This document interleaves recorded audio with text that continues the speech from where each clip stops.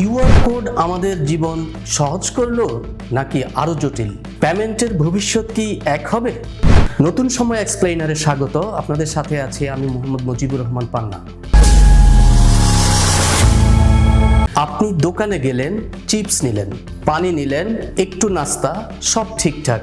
Cash কাউন্টারে গিয়ে বললেন, ভাই স্ক্যান করি। দোকানদার একদম শান্তভাবে বলল, ঠিক আছে, কিন্তু কোন কিউআর?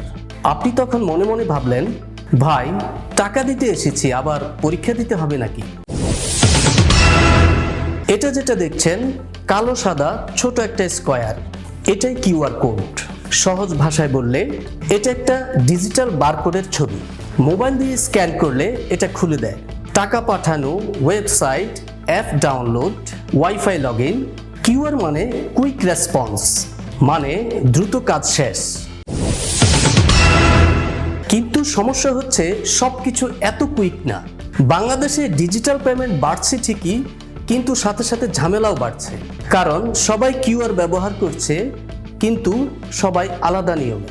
একটা ব্যাংকের কিউআর আলাদা, একটা মোবাইল অ্যাপসের কিউআর আলাদা।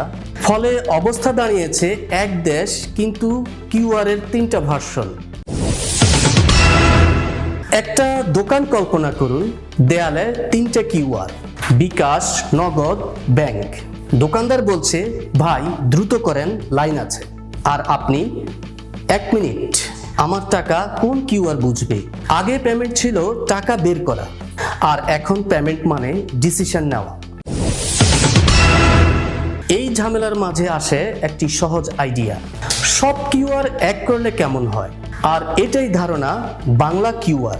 একটা কোড, একটা নিয়ম, সব সিস্টেমের জন্য। মানে আপনি যেই অ্যাপই ব্যবহার করেন, কিউআর একটাই হবে। ব্যবহার একদম সোজা। অ্যাপ খুলবেন, কিউআর স্ক্যান করবেন, টাকা চলে যাবে, ব্যাস। না ভাবতে হবে এটা কার কিউআর, না চিন্তা করতে হবে এই অ্যাপ কাজ করবে কিনা।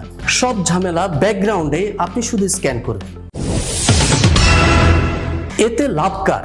এতে লাভ আপনার, দোকানদারের। আপনার জন্য কম কনফিউশন, দ্রুত পেমেন্ট, সহজ অভিজ্ঞতা।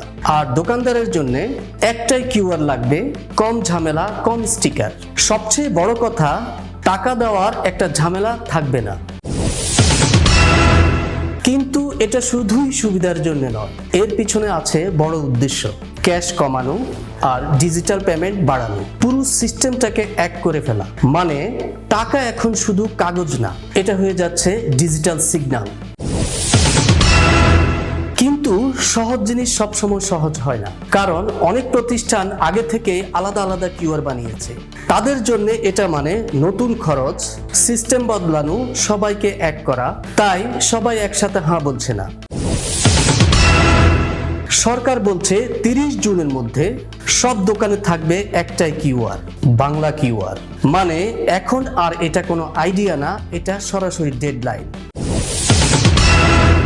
ভবিষ্যৎ দুইভাবে যেতে পারে। সব এক কিউআর, সহজ জীবন। আবার আলাদা আলাদা কিউআর, সেই পুরনো ঝামেলা।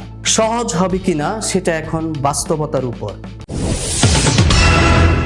একটা ছোট কিউআর কোড, কিন্তু প্রশ্নটা বড়। একটা দেশ কি সত্যিই একটা ডিজিটাল নিয়মে চলতে পারে? এখনো উত্তর ফাইনাল না, শুধুই পরিবর্তন শুরু হয়েছে।